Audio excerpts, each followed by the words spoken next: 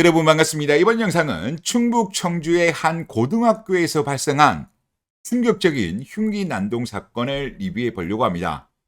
28일 오전 8시 30분쯤 고등학교 교무실 앞에서 그 학교의 2학년 학생이 흉기를 휘두르는 사건이 발생했어요.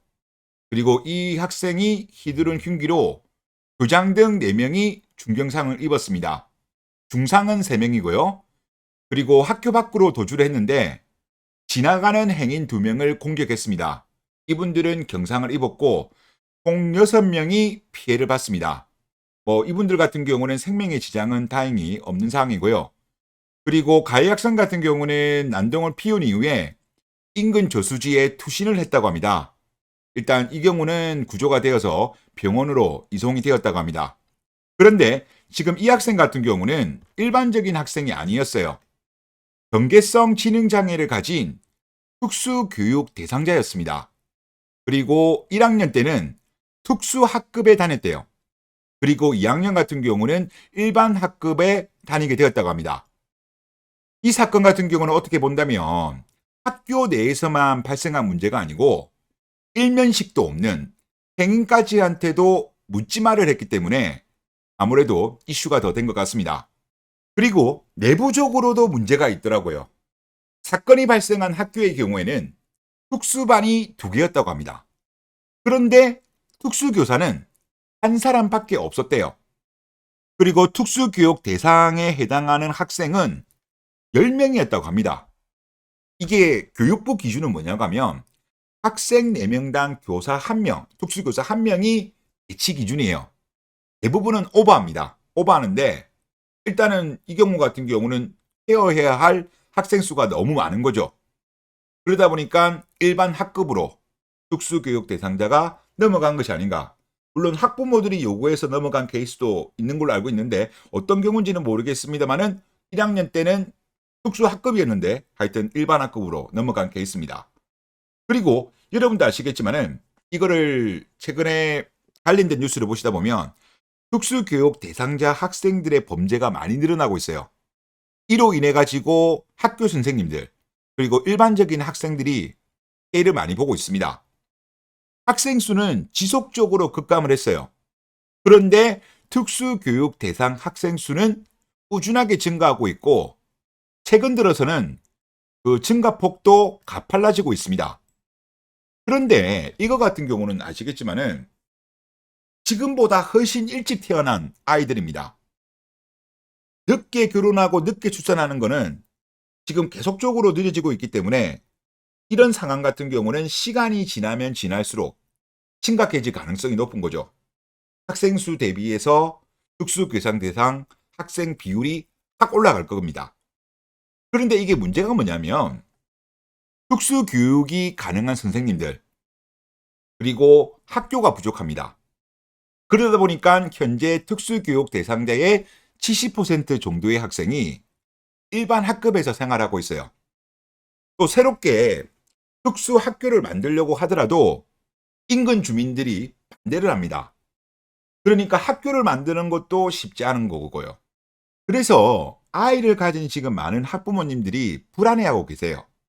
지금 아무래도 특수교육 대상자가 일반 학급에 지금 많이 있다 보니까. 그러니까 결국은 뭐냐. 노사는 단순히 개인의 문제가 아니에요. 이거는 공동체의 문제입니다. 제가 이 부분을 많이 강조하잖아요. 그럼에도 불구하고 한국 여자들은 노산에 대해서 비판을 하면 그런 이야기를 하죠. 여염하지 마라.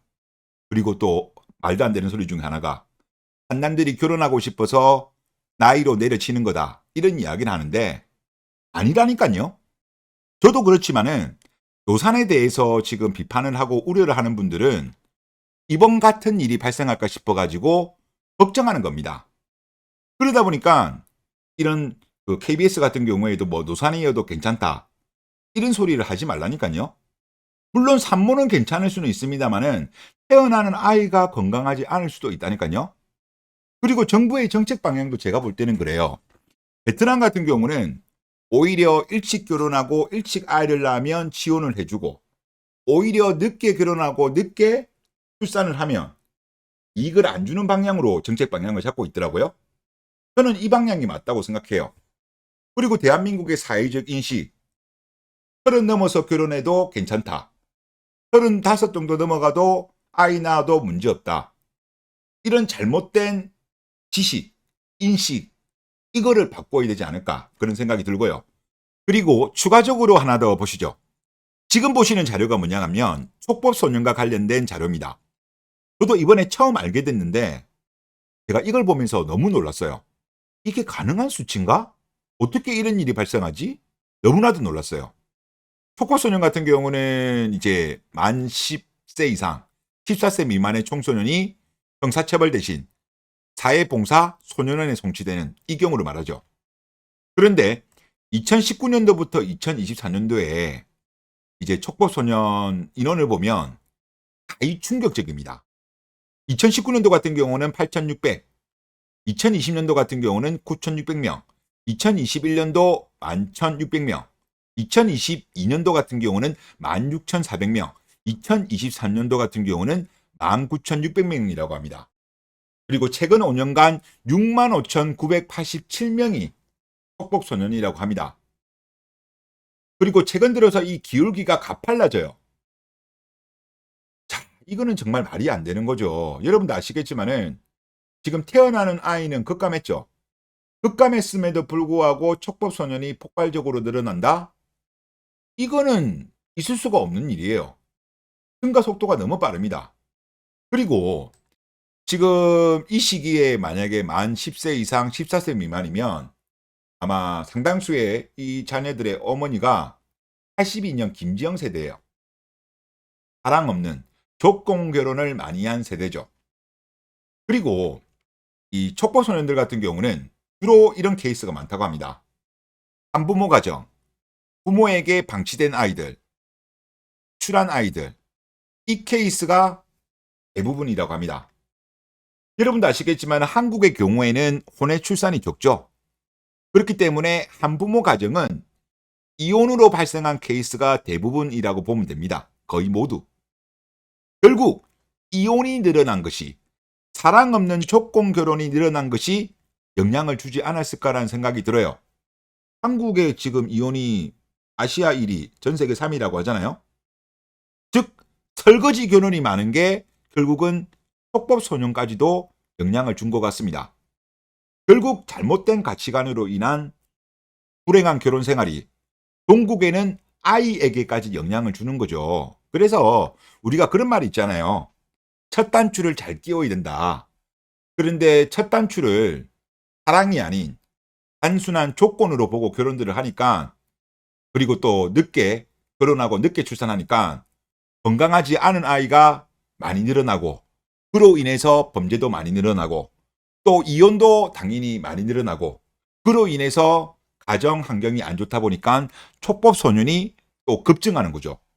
촉법소년도 급증하는 거는, 이거는 정말 대한민국 사회 전체적으로 보면 안타까운 현실이죠.